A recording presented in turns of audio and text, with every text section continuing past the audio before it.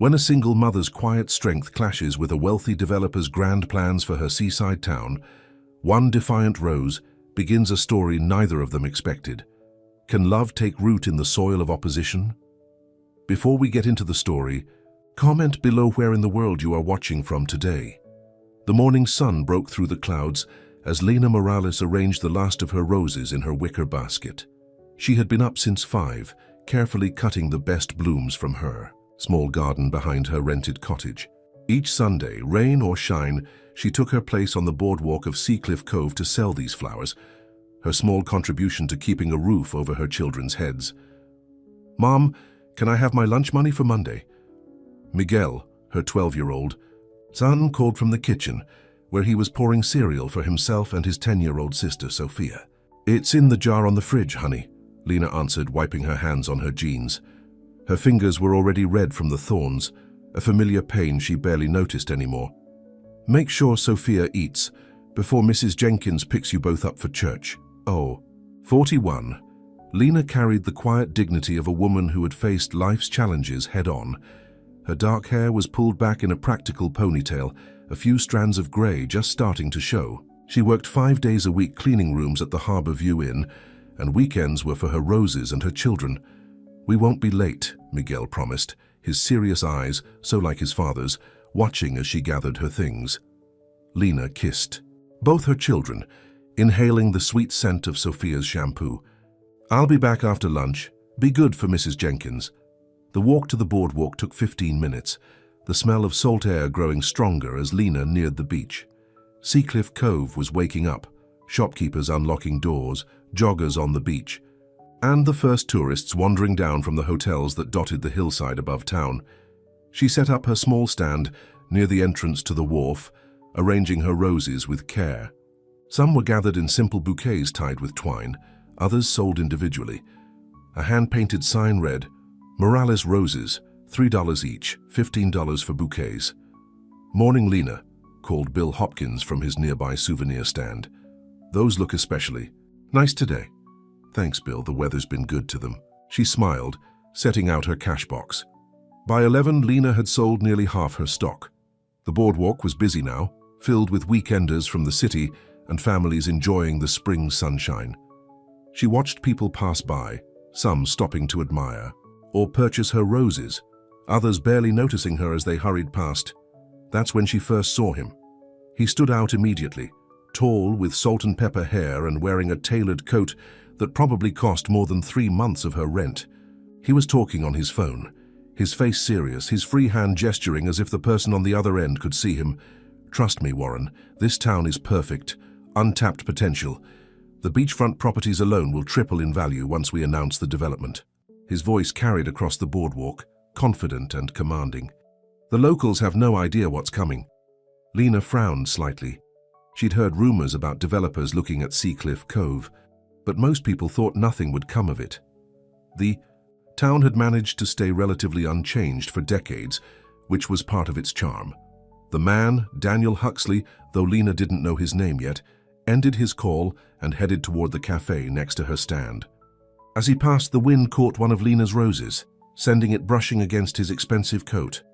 "Watch it," he said sharply, brushing at his sleeve as if the flower had soiled it. "I'm sorry," Lena said, reaching to steady her basket. He looked. Had her then really looked at her, taking in her simple clothes, the basket of roses, the small cash box? Something in his expression shifted, and not in a kind way. "Selling pity petals won't change your luck, sweetheart," he muttered, loud enough for nearby tourists to hear. Lena felt her cheeks burn, but she said nothing. Years of learning to swallow pride had taught her, when speaking up only made things worse. She simply straightened her shoulders and turned to help a young couple looking at her bouquets. Daniel Huxley continued to the cafe, already forgetting the encounter. "Was that man rude to you?" the young woman asked Lena, frowning after Daniel. "Nothing I can't handle," Lena answered with a small smile. "These pink ones just opened yesterday. They'll last at least a week if you change the water daily." Later that afternoon, as Lena packed up her remaining roses, Bill Hopkins wandered over. "You hear about the developer staying at Harbour View?" he asked, leaning against the railing. "The man in the expensive coat?" Lena guessed. "That's him, Daniel Huxley." Word is he's looking to buy up half the beachfront and build some fancy resort. Town council's meeting about it Tuesday night. Bill shook his head. End of Seacliff as we know it if he gets his way. Lena's stomach tightened. Harbor View Inn, where she worked, where she couldn't afford to lose her job. Maybe it won't happen, she said, more to herself than to Bill. That evening, after dinner and helping with homework, Lena sat on her small back porch, looking at her garden. The roses glowed. In the fading light, red, pink, yellow, and her special white ones with the blush centers. This garden, this home, was all she had managed to create after losing Carlos to cancer 5 years ago. Mom? Sophia appeared in the doorway, already in her pajamas. Are we going to have to move? Lena held out her arms, and Sophia climbed onto her lap, though she was getting too big for it now. Who said anything about moving, sweetheart? Miguel said there's a rich man who wants to tear down buildings to make a hotel. Is he going to tear down our house? Lena kissed her daughter's head. No, Karina, we rent this house, but Mrs. Delaney owns it, and she's not selling to anyone. Don't worry. But later, after the children were asleep, Lena worried. If a big resort came, would Mrs. Delaney be tempted by a big offer? Would Harbor View lose business to a new hotel? Would her roses be enough if she lost hours at work? Monday morning found Lena back at Harbor View Inn, pushing her cleaning cart down the hallway of the second floor. Maria, another housekeeper, hurried over to her. Lena, you won't believe who checked in yesterday. That developer everyone's talking about. He's in the Bayview suite. I know who he is, Lena said quietly, remembering his dismissive words. Well, guess who gets to clean his room today? Maria raised her eyebrows meaningfully. You're giving me his room? Lena asked. I traded with you. I've got the family with the messy twins in 215. I'd rather deal with them than some rich jerk who might get us all fired when he builds his resort. Maria patted Lena's arm. Besides, he's in meetings all day. You won't even see him. An hour later, Lena knocked on the door of the Bayview suite. Hearing no answer, she used her keycard to enter. The suite was exactly as she expected. Expensive clothes tossed carelessly on chairs, laptop open on the desk, file folders spread across the coffee table. Through the large windows, she could see the entire boardwalk and the beach beyond. Lena worked efficiently, making the bed with fresh sheets, cleaning the bathroom, emptying trash cans. As she dusted the desk, she couldn't help glancing at the open folder labeled Seacliff Cove Development, Phase 1. A map of the town was marked with red circles, the park where her children played, the old community center, and several businesses along the boardwalk. Beside it lay a mock-up showing gleaming new buildings where those places now stood. Her hands trembled slightly as she moved away from the desk. It wasn't her place to look at his things. She finished cleaning and was about to leave when she paused, looking at the perfect white rose in her cleaning cart. She'd brought it because it was too beautiful to sell. Slightly opened, with just a hint of pink at the center of its cream petals. She'd planned to take it home to Sophia. Instead, Lena took the rose and placed it carefully on the freshly made bed. No note, no explanation, just the rose. She wasn't sure why she did it, whether from defiance or some deeper instinct. But as she closed the door behind her, she felt a small sense of satisfaction. That night, as Lena helped Sophia with her spelling words and Miguel with his science project, a display about how plants grow toward light, the phone rang. Hello? Lena answered, wedging the phone between her ear and shoulder as she corrected Sophia's spelling of because.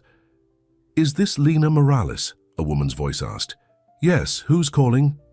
This is Janet Clark from the Seacliff Cove Town Council. We understand you work at Harbor View Inn and also sell flowers on the boardwalk? Lena's heart began to race. That's right. We're having an emergency town meeting tomorrow night about the proposed development. Several business owners suggested, we invite you since you might be particularly affected. Would you be able to attend? I'd need to find someone to watch my children, Lena said, mind already racing to who she could ask. Please try. 7 o'clock at the community center. The developer will be presenting his plans. People should know what's coming.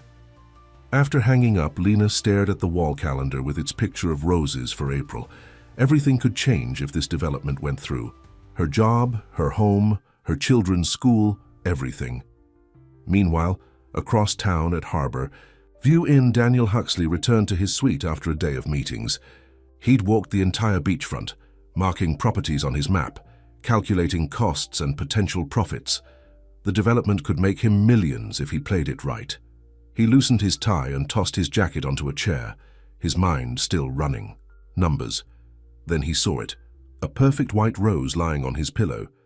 Daniel picked it up, frowning. There was no card, no explanation. Had the housekeeper left it? Some kind of standard Harbor View touch he hadn't noticed yesterday. He brought it to his nose, inhaling its subtle fragrance. Something about it seemed familiar, tugging at the edges of his memory. Then he remembered.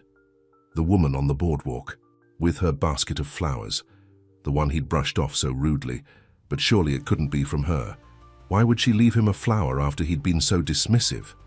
He set the rose in a water glass by the bed, strangely reluctant to throw it away.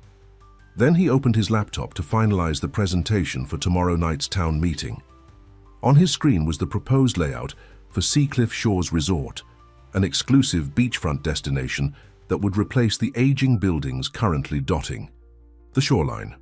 Phase 1 would require demolishing several structures, including the park and community center. They'll thank me when property values double, he muttered to himself. But as he worked late into the night, his eyes kept drifting to the white rose, and somehow its quiet presence in the room made him feel both unsettled and intrigued. Tomorrow, he would meet the townspeople and sell them on his vision for their future, a future that would make him rich and change their lives forever. What he didn't know was that among those faces would be the woman with the roses, and she had already started to change something in him, whether he realized it or not. The community center was packed by 6:45. Lena slipped into a seat in the back row, grateful to Mrs. Jenkins for watching the children on short notice. All around her, neighbors greeted each other with worried faces and hushed voices. Mayor Thompson stood at the podium, a gray-haired woman who had served the town for 15 years. Folks, let's get started. As you know, we're here to discuss a development proposal for Seacliff Cove. I've invited Mr. Daniel Huxley to present his plans directly to you all. Daniel strode to the front of the room with the confidence of a man who rarely heard the word no. He wore a blue button-down shirt with no tie, a calculated attempt to seem more approachable, though his leather shoes still gleamed with city polish. Good evening, he began, his voice filling the room. I appreciate you all coming tonight to hear about an exciting opportunity for Seacliff Cove. Lena watched as he clicked through slides showing gleaming buildings and waterfront promenades. The images were beautiful, but they looked nothing like the town she loved. Seacliff Shores Resort will bring jobs, increase tourism year-round and raise property values for everyone, Daniel continued. Phase 1 includes a luxury hotel, upscale shopping, and a fine dining restaurant, where the current park and community center stand. A murmur ran through the crowd. The park was where town festivals happened, where children played, where families gathered on summer evenings. The old buildings would be demolished by fall, with construction completed in 18 months, Daniel said, showing a timeline. We're prepared to offer generous compensation to affected property owners. Lena felt her chest tighten. Harbor View Inn wasn't on his demolition list, yet. But if a fancy new hotel opened, who would stay at the modest inn where she worked after the presentation? Mayor Thompson opened the floor for questions. Hands shot up across the room. Bill Hopkins stood first. That park's been there since my grandfather's time. Where are our kids supposed to play? The development includes green spaces, Daniel answered smoothly. More modern, more secure. What about the businesses on the boardwalk? Asked another voice. My family's run our shop for 30 years. Some existing businesses could lease space in the new retail area, Daniel said. At competitive rates, of course. Lena sat quietly, taking it all in.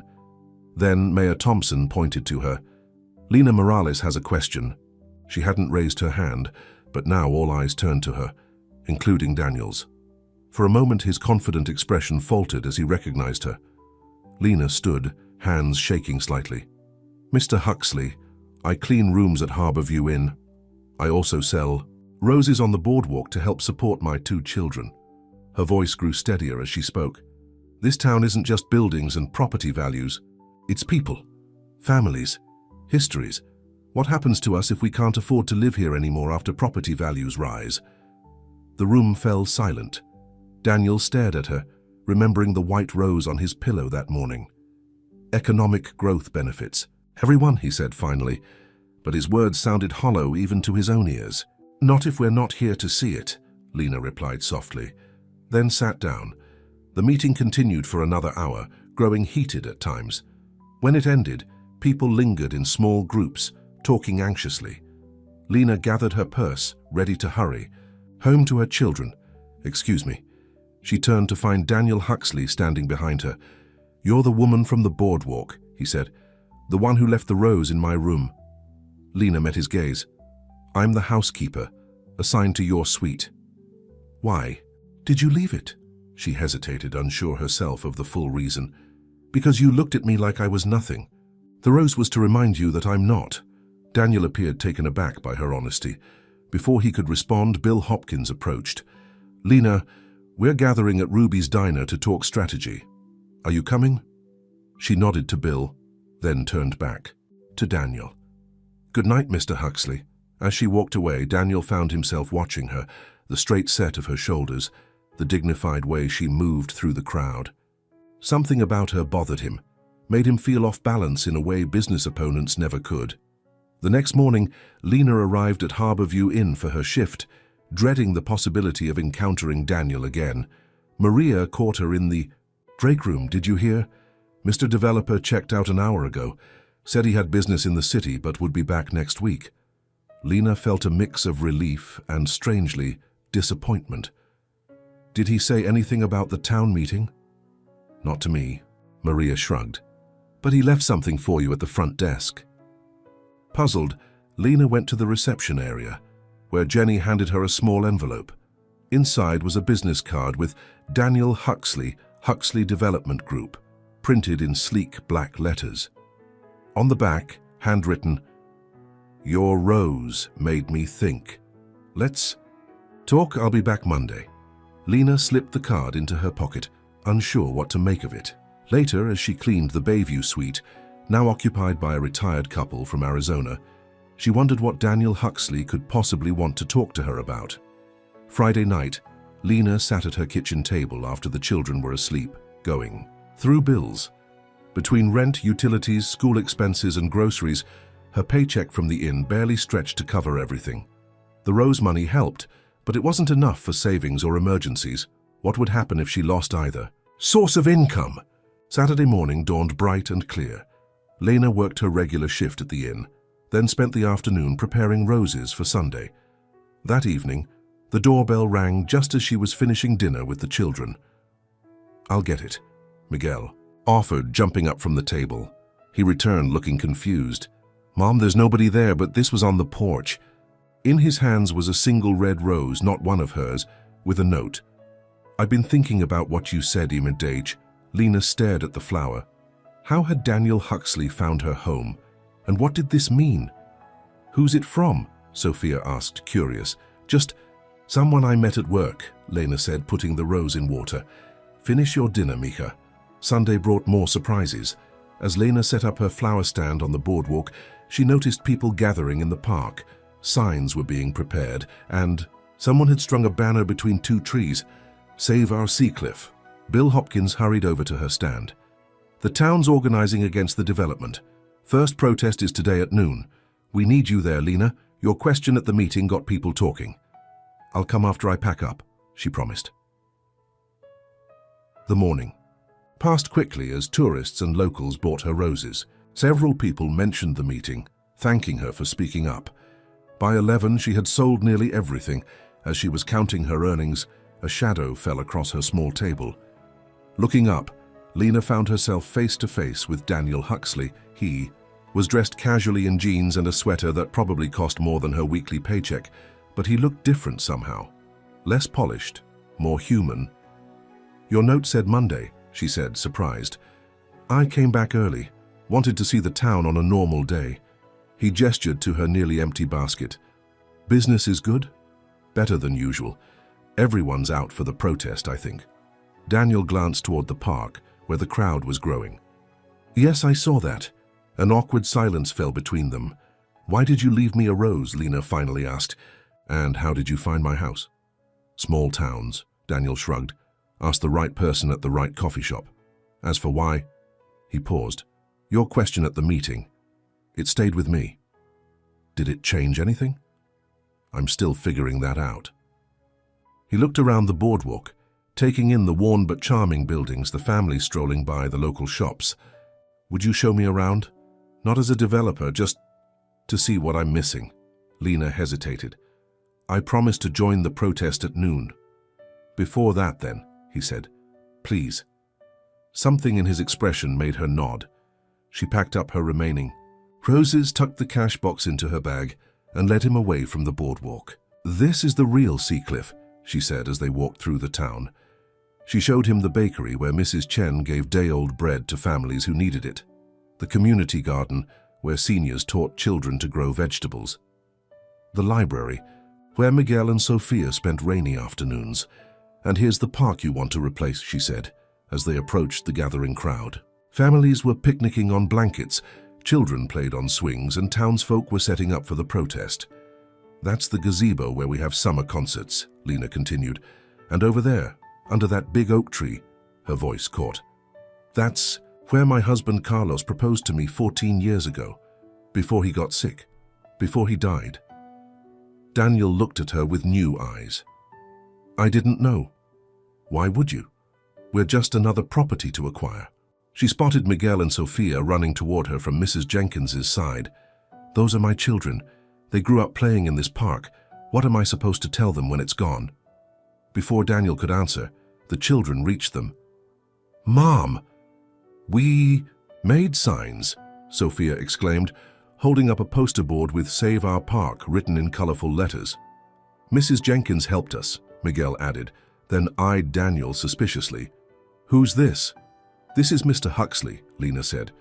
He's visiting our town. Miguel's eyes widened in recognition. You're the developer, the one who wants to tear down our park. Daniel looked uncomfortable under the boy's direct gaze. I'm considering some changes to the town, yes. Why? Sophia asked simply. Don't you like it how it is? Before Daniel could formulate an answer, Mayor Thompson's voice came through a megaphone, calling everyone to gather for the protest. We should go, Lena told her children.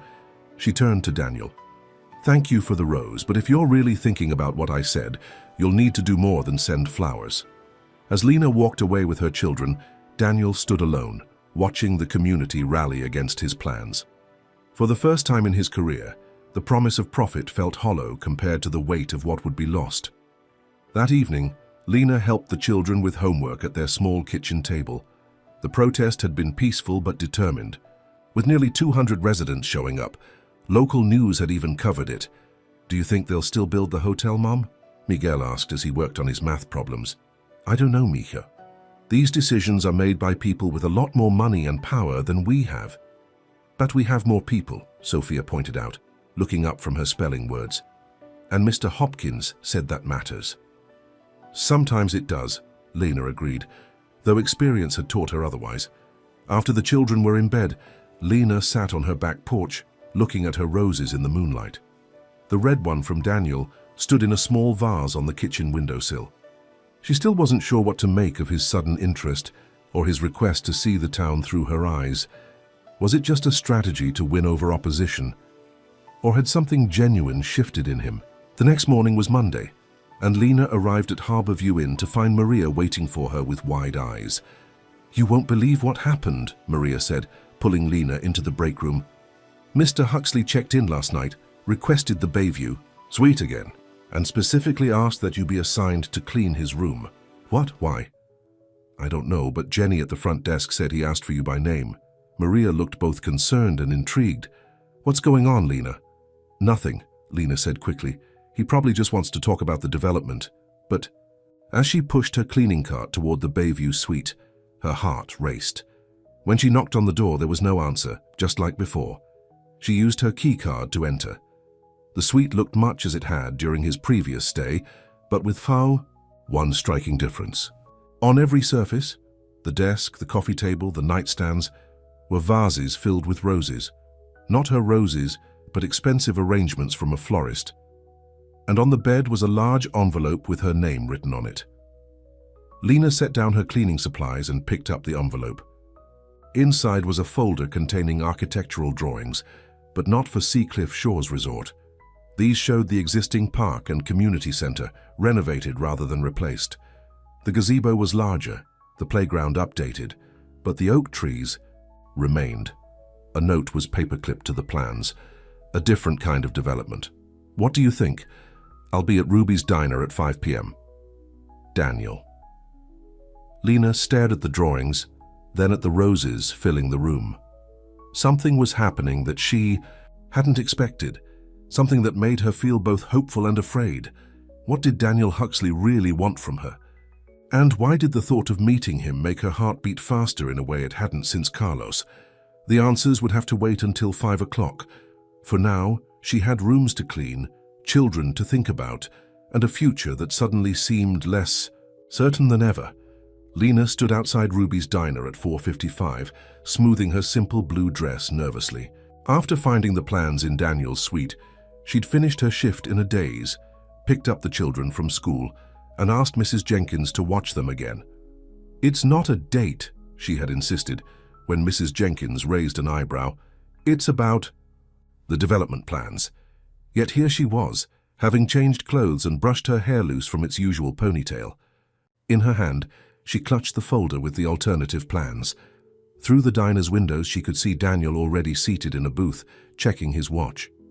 He wore a casual button-down shirt with the sleeves rolled up, looking more relaxed than she'd ever seen him. Taking a deep breath, Lena pushed open the door and walked to his booth. Daniel stood as she approached. "You came," he said, relief evident in his voice. "I was curious," she admitted, sliding into the seat across from him. "About these." She placed the folder on the table between them. A waitress came to take their orders, coffee for Daniel, iced tea for Lena. When she left, an awkward silence fell. "Why the change of heart?" Lena finally asked, tapping the folder. Daniel looked out the window at the town square, where people strolled in the early evening light.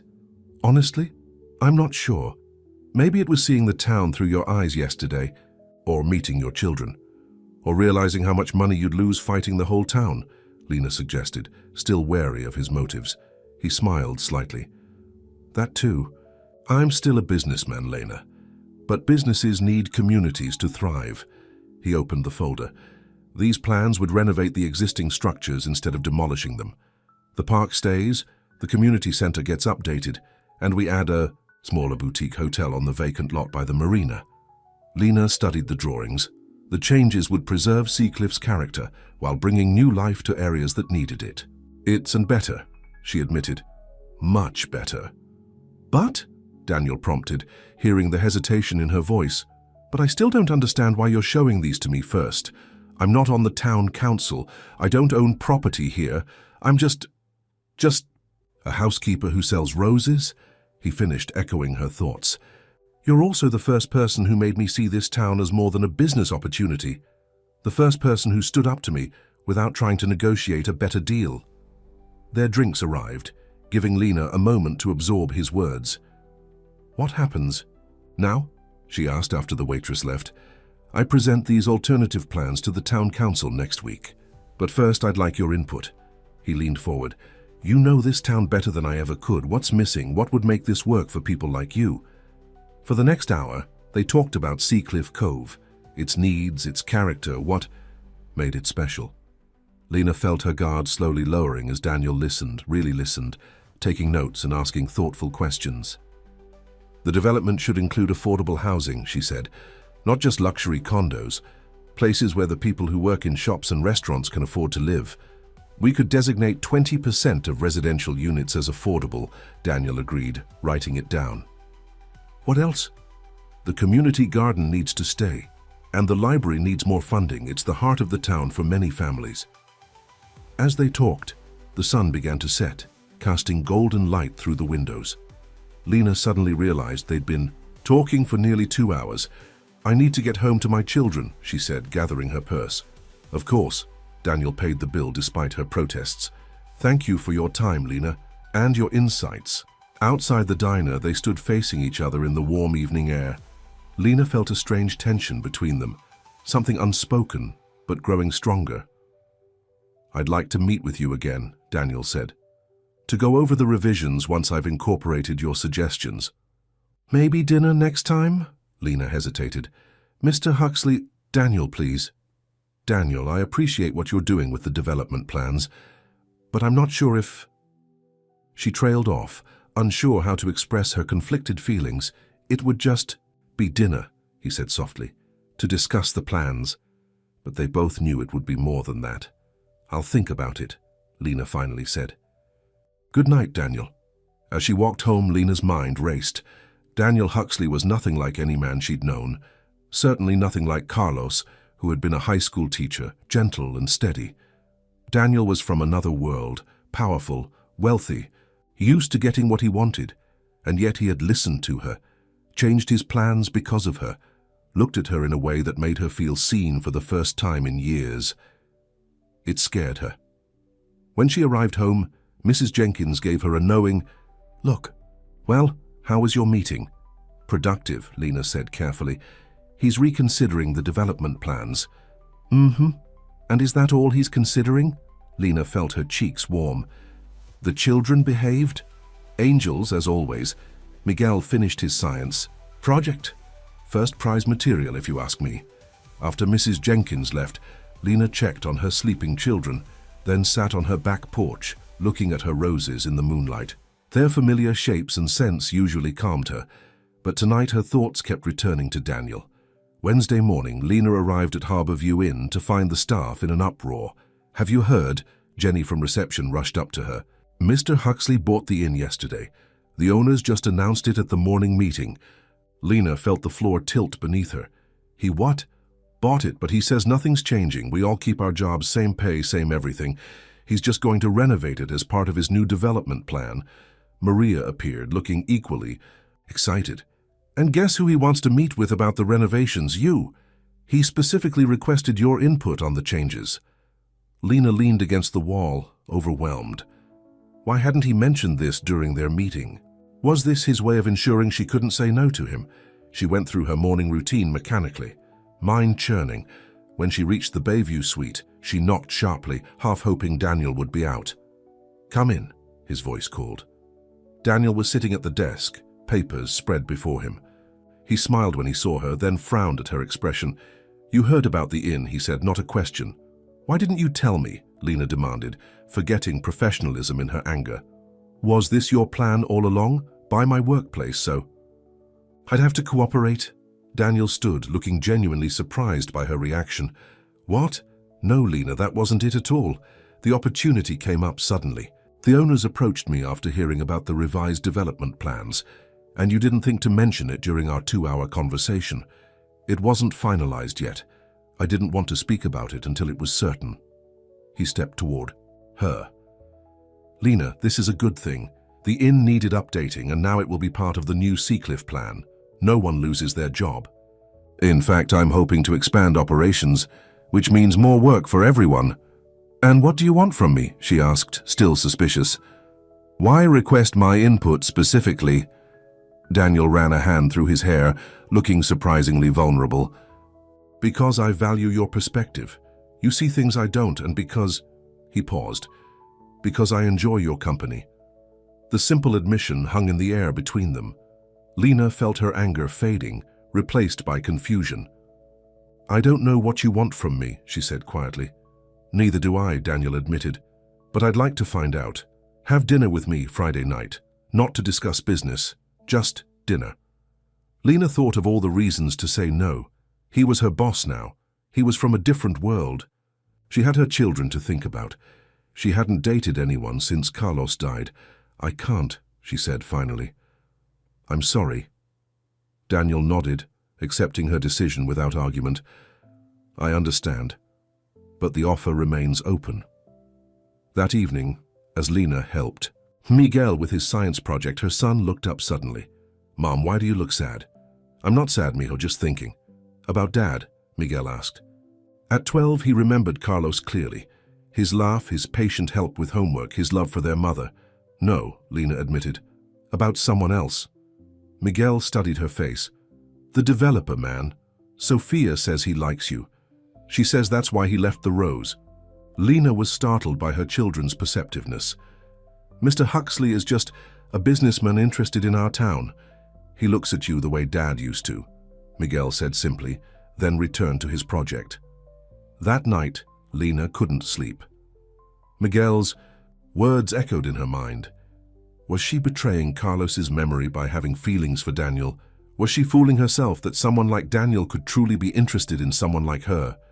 Thursday passed in a blur of work and normal routines. Daniel was out of the hotel all day, meeting with architects and the town council. Lena told herself she was relieved not to see him. Friday morning, she found another rose outside her front door, yellow this time, with a card. No pressure. Just thinking of you, Daniel. She brought it inside, adding it to the small collection that now stood on her kitchen windowsill. At work, Jenny pulled her aside. Mr. Huxley requested a meeting with all staff after closing. Something about the renovation plans. At 4 o'clock, the entire Harborview staff gathered in the small conference room. Daniel stood at the front, displaying architectural renderings of a beautiful, updated version of the inn. The renovations will happen in phases, he explained, so we can remain open throughout. We'll increase from 30 rooms to 45, add a spa facility, and update all common areas. Lena listened as he outlined his vision, one that preserved the inn's historic charm while bringing it up to modern standards. It was thoughtful, respectful of tradition, while looking toward the future. And I'm pleased to announce that Lena Morales has agreed to serve as our staff liaison during the renovation, Daniel continued, making Lena's head snap up in surprise. Her insight into both the inn and the town has been invaluable. She'll receive additional compensation for this role, of course. After the meeting, as others filed out, Lena approached Daniel. I don't recall agreeing to be a liaison, she said quietly. Consider it a standing offer, he replied with a small smile. Like dinner. Their eyes met, and Lena felt that now familiar flutter in her chest. Before she could respond, Maria called her name from the doorway. Lena, there's someone here for you, says it's urgent. In the lobby stood Mrs. Jenkins, looking worried. Sophia was beside her, face tear-streaked. What happened? Lena rushed to her daughter. Miguel fell at school, Mrs. Jenkins explained. He was working on his science project and fell off a ladder. They've taken him to county hospital. I came straight here to get you. Lena's world narrowed to a tunnel of fear. How bad is it? They're not sure. Possible broken arm, maybe concussion. We need to go now. My car's out front. Daniel's voice came from behind her. Lena turned to find him already grabbing his keys. I'll drive you. Too worried to argue, Lena nodded. Minutes later, they were speeding toward the hospital, Sophia sitting quietly in the back seat. He was hanging plants for his experiment, Sophia explained, her voice small. To show how they grow toward light. The ladder tipped over. Lena reached back to squeeze her daughter's hand. It's going to be okay, Mija. At the hospital, Daniel parked in the emergency area. I'll wait here with Sophia, he told Lena. You go find Miguel. Lena rushed inside, heart pounding. A nurse directed her to a curtained area where Miguel lay, on a bed, his arm in a temporary splint. His face lit up when he saw her. Mom, the doctor says I have a green stick fracture. Isn't that a cool name?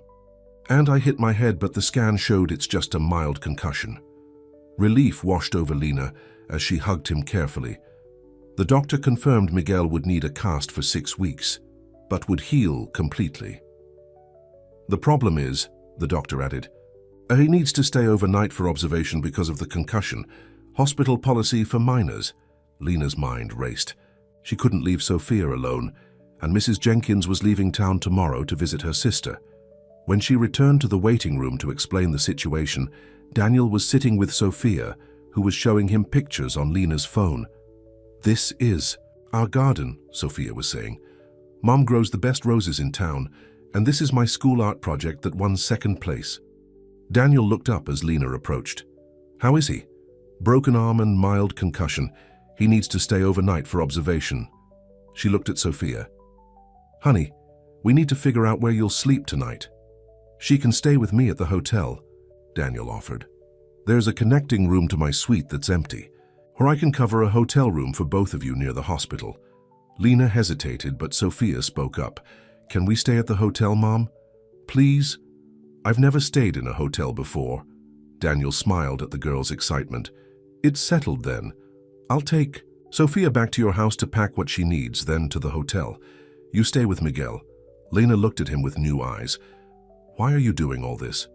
Because you need help, he said simply. And I can give it. That's what people do for each other, right? It was such a simple statement, yet it revealed a depth to Daniel she hadn't fully seen before. This wasn't about business or even attraction. It was basic human kindness. Thank you, she said, meaning it completely for the first time. That night, as Lena sat beside Miguel's hospital bed, watching him sleep, she thought about Daniel Huxley, how he had driven them to the hospital without hesitation, how gently he had spoken to Sophia, how he had stepped in to help without trying to take over. It was a side of him she hadn't expected, one that reminded her just a little of Carlos. Next morning, a nurse brought in a large arrangement of colorful flowers with a card. For the brave scientist, get well soon. Daniel Miguel's face lit up. Mom, look, Mr. Huxley sent me flowers. Lena read the card, touched by the thoughtfulness.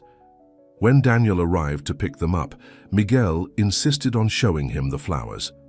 They're better than Mom's. Roses, he whispered loudly, making both adults laugh. As they drove back to Seacliff Cove, Miguel chattering about his hospital adventure from the back seat, Lena looked over at Daniel. Sophia told me you let her order room service for dinner and breakfast. Daniel grinned. She ordered enough food for 3 people, said she wanted to try everything. I hope that was okay. It was kind, Lena said softly. Thank you for taking care of her.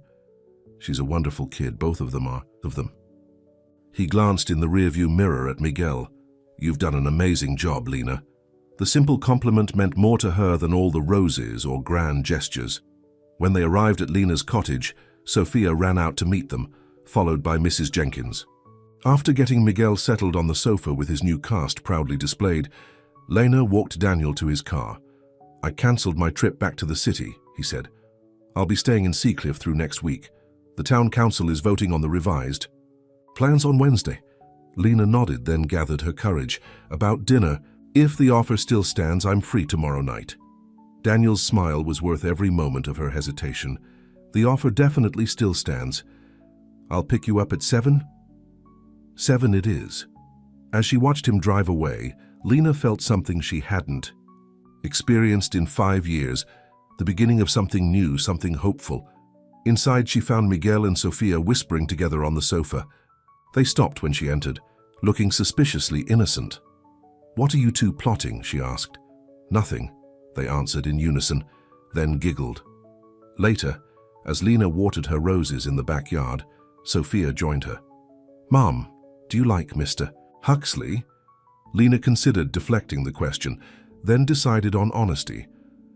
I think I might be starting to. Does that bother you? Sophia thought for a moment. No, he's nice, and he doesn't talk to us like we're babies. She picked a small rose. Bud, Dad would want you to be happy, right? Tears sprang to Lena's eyes as she hugged her daughter. Yes, Mija, I think he would. That night, Lena stood in front of her closet, realizing she had nothing appropriate for a dinner date. Her last date with anyone had been with Carlos years ago. Since then, her wardrobe had become purely practical. Work clothes, gardening clothes, mom clothes. Sunday morning, she called Maria. I need your help. I have a dinner meeting tonight with Daniel Huxley. Maria's squeal was so loud Lena had to hold the phone away from her ear. I knew it. I'll be right over. We're going shopping. By 6 o'clock, Lena stood in front of her, Mira hardly recognizing herself. The simple navy dress Maria had helped her choose flattered her figure without being flashy. Her hair fell in soft waves around her shoulders, and the minimal makeup enhanced her natural beauty. You look like a princess, Sophia whispered from the doorway. Not quite, Lena laughed, but thank you, sweetheart. At precisely 7, the doorbell rang. Miguel answered it, his cast now covered with colorful signatures from friends who had visited earlier. Daniel stood on the porch holding a small box and wearing a suit that made him look even more handsome than usual. When Lena appeared behind her son, Daniel's expression made all the shopping and primping worthwhile. "You look beautiful," he said simply. "Thank you." Lena turned to the children. "Mrs. Jenkins will be here in 15 minutes. Be good, okay?" "Miguel, no rough play with that cast. We'll be fine, Mom," Miguel assured her with the confidence of someone suddenly feeling very grown up with his injury. Daniel handed her the box. "This is for you." Inside was a delicate silver bracelet with a single charm, a rose. "It's lovely," Lena said as he helped her fasten it around her wrist. The restaurant was in the next town over, a small, elegant place with candlelight and ocean views. As they were seated at a corner table, Lena felt nervous all over again. "I haven't done this in a long time," she admitted. "Neither have I," Daniel said. "Not a real date anyway. Business dinners don't count." They ordered wine, and gradually Lena felt herself relaxing. Daniel was easy to talk to when he wasn't being the powerful developer. He told her about growing up in Boston, his start in real estate, his divorce 10 years earlier. "No children?" Lena asked. "No. Charlotte, my ex-wife, didn't want kids. Said they'd interfere with her career." He swirled his wine thoughtfully. "I think that's when we started growing apart. I always wanted a family." Lena told him about her life with Carlos, how they'd met in college, his battle with cancer, her struggle to keep going for the children's sake. "You're the strongest person I've ever met," Daniel said. "Most people would have crumbled under that kind of pressure." "I had no choice," Lena shrugged. "My children needed me." "You had choices. You chose the hardest, most honorable path." His eyes held hers. "That's rare, Lena." After dinner, they walked along the marina, the moon casting silver light on the water. When Daniel took her hand, it felt natural, right? "I'm presenting the final plans to the town council on Wednesday," he said. "If they approve, work could start by next month. And if they don't," he smiled, "then I'll revise again until we get it right. This project has become about more than just profit for me." They stopped walking, facing each other in the moonlight. "What has it become about?" Lena asked softly. "Community. Legacy. Creating something that benefits everyone." He touched her cheek gently. "And maybe about finding something I didn't know I was looking for." When he kissed her, Lena felt as if the world had tilted on its axis. It was tender and questioning, giving her every chance to pull away. Instead, she found herself responding, her heart racing like a teenager's. When they finally broke apart, they were both smiling. "I've wanted to do that since the town meeting," Daniel admitted. "Maybe even since you left that first rose in my room." "I've wanted you to," Lena confessed, surprising herself with her honesty. The drive back to Seacliff was quiet, but a comfortable quiet, filled with new possibilities. When Daniel walked her to her door, he kissed her again, briefly but with promise. "Can I see you tomorrow?" he asked. "I have to work. I'm your boss, remember? I could give you the day off," Lena laughed. "That would be an abuse of power, Mr. Huxley." "Worth it, Ms. Morales." As she watched him drive away, Lena touched the rose charm on her bracelet and smiled. Whatever was happening between them, it felt like a beginning rather than an ending. Inside, she found Mrs. Jenkins asleep in the armchair, a knowing smile appearing on her face as she woke. "Well," the older woman asked, "how was your business? Dinner?" "Enlightening," Lena replied, unable to hide her smile. As Mrs. Jenkins gathered her things to leave, she paused at the door. "I've known you since you were Sophia's age, Lena. It's good to see you happy again. Carlos would approve." "You think so?" "I know so. He always said life was for living, remember?" After Mrs. Jenkins left, Lena checked on her sleeping children, then sat on her back porch looking at her garden. In the moonlight, the roses seemed to glow with a new vibrancy, as if reflecting the awakening in her own heart. For the first time in 5 years, Lena allowed herself to imagine a future different from the careful survival she had built. A future with possibility, with joy, perhaps even with love. But as she rose to go inside, a shadow of doubt crossed her mind. Daniel had changed his development plans, had bought the inn, had been kind to her children. But how much of his interest in her was genuine, and how much was about winning over the town? Wednesday's town council vote would reveal much about Daniel's true intentions, and about whether the fragile bloom of feeling between them had any chance of growing into something real and lasting. The day of the town council meeting arrived with perfect spring weather. Lena had arranged to leave work early, as the meeting was scheduled for 5 o'clock. The entire town was buzzing with anticipation. "Are you nervous?" Maria asked as they cleaned adjoining rooms at the inn. "About the council vote?" "Of course." Lena avoided meeting her friend's eyes. "I meant about seeing Daniel present the plans you helped create." Maria leaned against the doorframe. "Lena Morales, I've known you for years.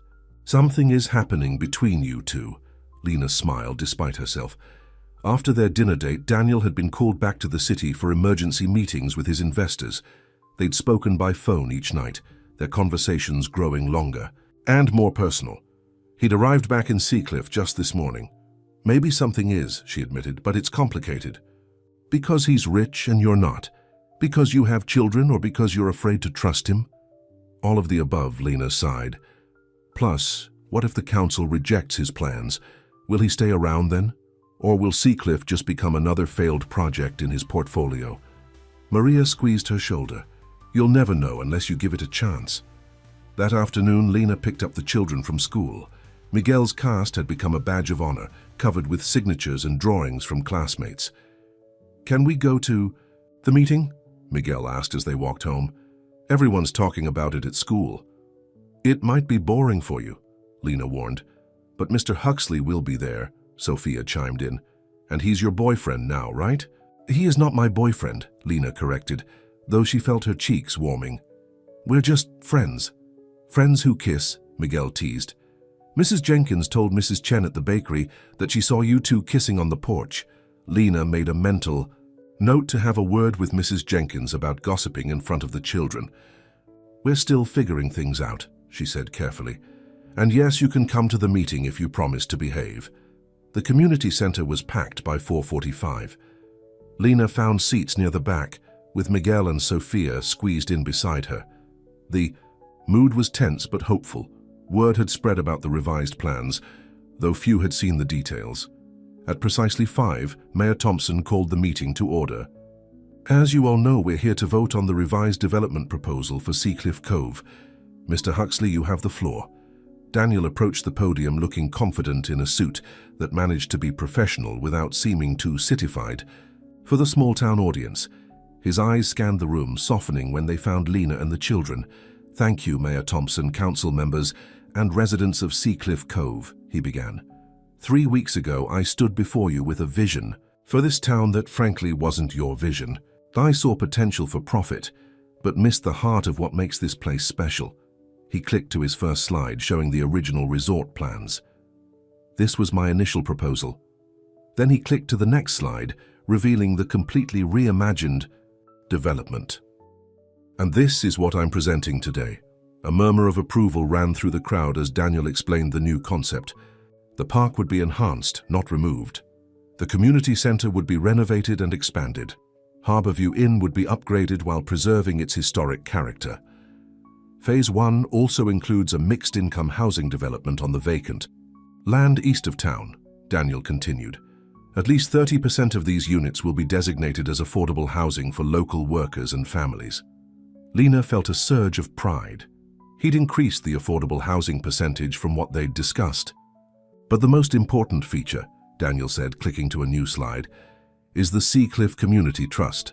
My company will establish this trust with an initial investment of $5 million to be used for scholarships, small business grants, and preservation of historic areas. Local residents will form the board of this trust." The crowd broke into applause. Daniel waited for it to subside before continuing. "This isn't charity. It's smart business. A thriving community creates sustainable growth and long-term value." He paused, his eyes finding Lena's again. "And sometimes the greatest value comes from unexpected places." After the presentation, council members asked detailed questions which Daniel answered with impressive knowledge of the revised plans. Finally, Mayor Thompson called for the vote. All in favor of approving the Seacliff Development Project, as presented by Mr. Huxley? 5 hands rose without hesitation. "Motion carried unanimously," she announced. "Congratulations, Mr. Huxley. and thank you for listening to our community." The room erupted in applause and excited conversation. Daniel was immediately surrounded by council members and local business owners eager to discuss the project's next steps. Lena stood gathering her things. "We should go home," she told the children. "It's getting late." "But don't you want to talk to Mr. Huxley?" Sophia asked, clearly disappointed.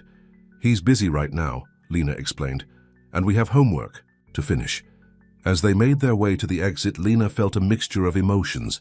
The revised development would be good for Seacliff, good for her job security, good for her children's future. Yet something held her back from joining the celebration. What would happen now? Would Daniel's interest in her fade once the project was secured? Or worse, had his attention been merely strategic all along? "Lena, wait!"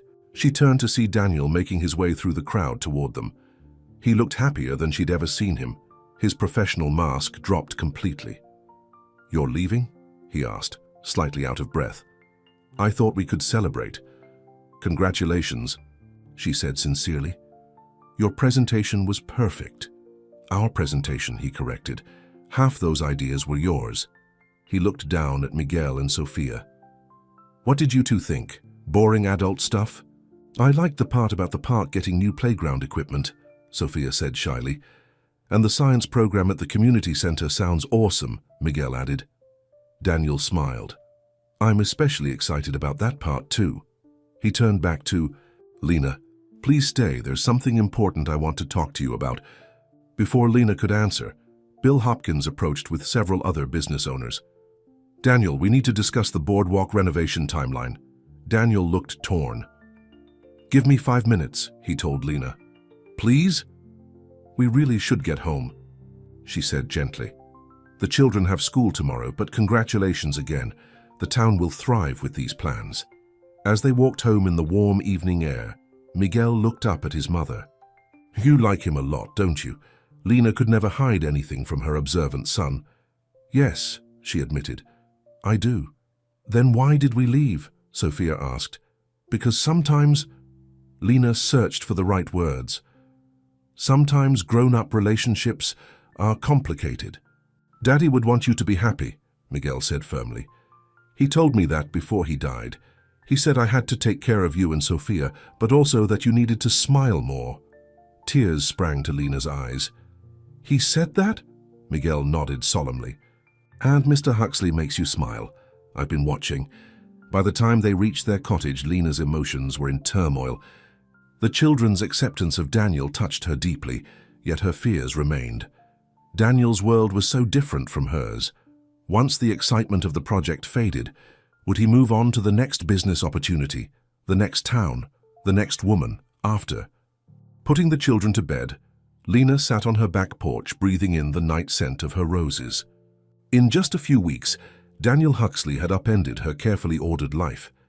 She'd spent 5 years since Carlos's death, focusing solely on survival, raising her children, keeping their home, maintaining the garden that connected them to him.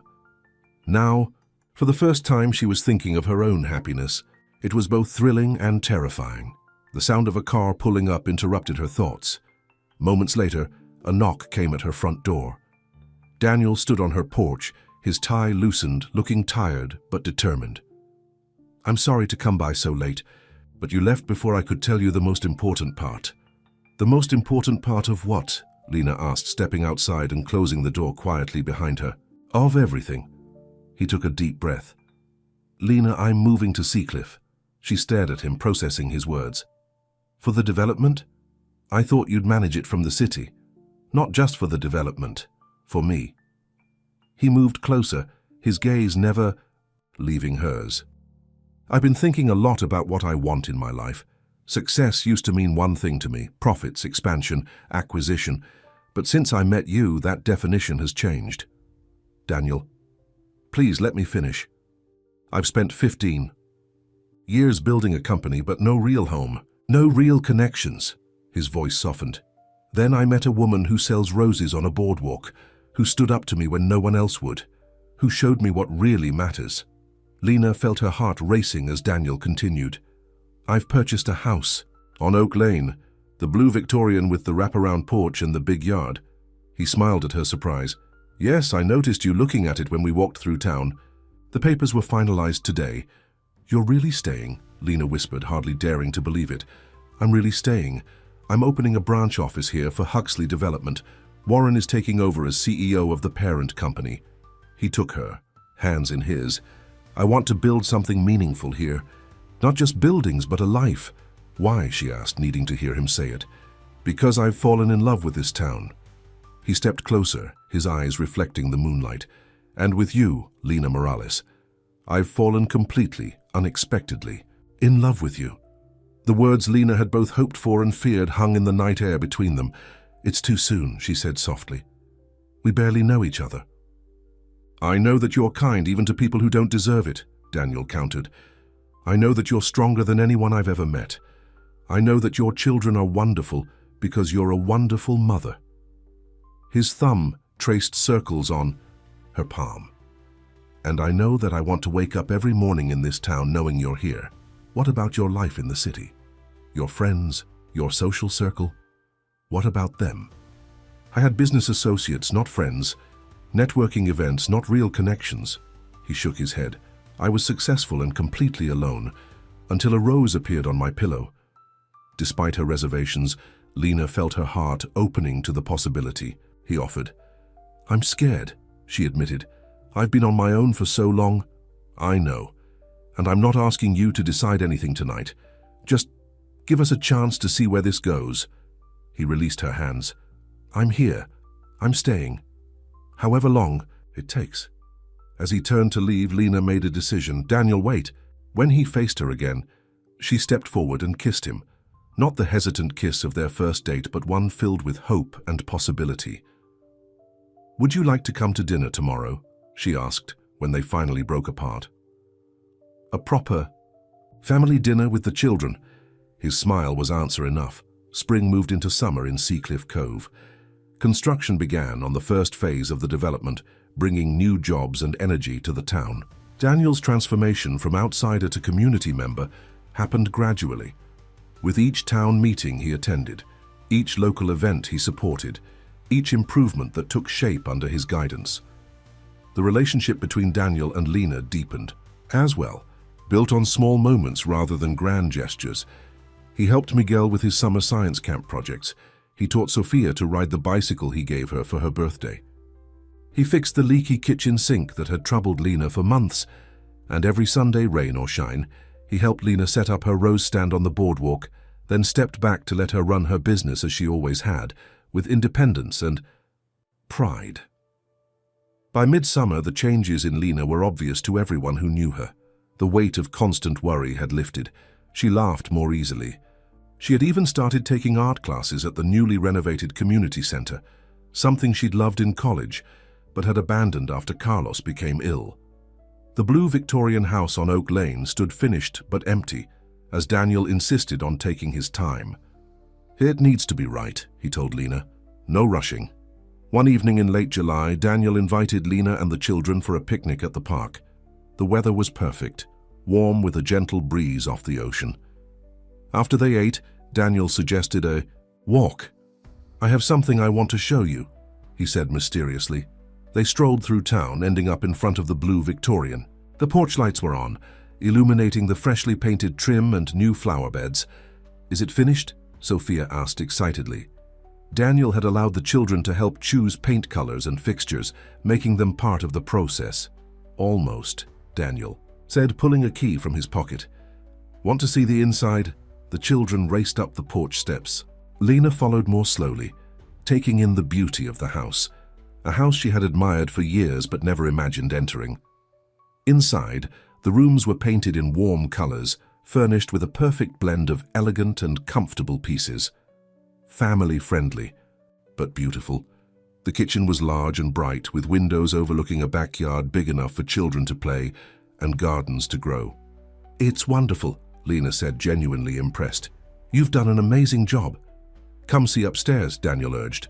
The second floor had 4 bedrooms, a master suite, and 3 others. Miguel and Sophia immediately claimed rooms, exclaiming over details that somehow matched their personalities perfectly. And this would be a guest room, Daniel explained, showing Lena the 4th bedroom, or maybe an office, or anything else it needs to be. The implication was clear, though unspoken. This house had been designed with all of them in mind. As the children explored, Daniel led Lena to the backyard. There, in the fading evening light, she gasped at what she saw. A rose garden. Not just any rose garden, but a careful recreation of her own, expanded and enhanced. Every variety she grew in her small rented yard was here, plus dozens more. A stone path wound through the beds, leading to a small gazebo perfect for evening relaxation. "Daniel," she breathed. "What is this?" "Your garden," he said simply. "Or what it could be. I had expert help. The Horticultural Society gave me advice on varieties that would thrive here." Lena walked among the rose bushes, touching blooms that ranged from deep crimson to pale pink to purest white, all healthy, all thriving in their new home. Near the center of the garden stood a special planting, a rose bush with blossoms that shifted from cream to blush pink, just like the first one she had left in his hotel room. "I still don't understand," she said, turning back to him. "Why go to all this trouble?" Daniel joined her on the path, taking both her hands in his. "Because I want this to be your garden, Lena. I want this to be your home, yours and Miguel's and Sophia's." He dropped to one knee on the stone path, still holding her hands. "I know it hasn't been long. I know we come from different worlds. But I've never been more certain of anything in my life." From his pocket he withdrew a small velvet box. "Lena Morales, I love you.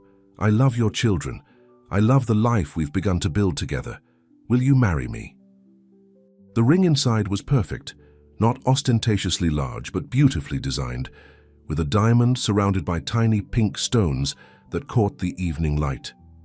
The pink stones are from the same mine in Brazil where Carlos's wedding band came from, Daniel said softly. "Miguel helped me find out. We wanted him to be part of this somehow." Tears filled Lena's eyes at this unexpected thoughtfulness. "You involved Miguel in choosing the ring?" "Both children. We've had several secret meetings." Daniel smiled. "They've been surprisingly good at keeping it quiet." As if on cue, Miguel and Sophia appeared at the back door, watching anxiously. "Can we come out now?" Sophia called. "Did you ask her yet?" Daniel laughed. "I did ask her, but she hasn't answered yet." The children hurried down the steps and across the yard. "Say yes, Mom," Miguel urged. "Yeah, say yes," Sophia echoed, bouncing with excitement, looking at the three faces before her, Daniel's hopeful, the children's eager. Lena felt a surge of emotion so powerful it nearly overwhelmed her. This wasn't just about romance or convenience. This was about family, about building something new while honoring what came before.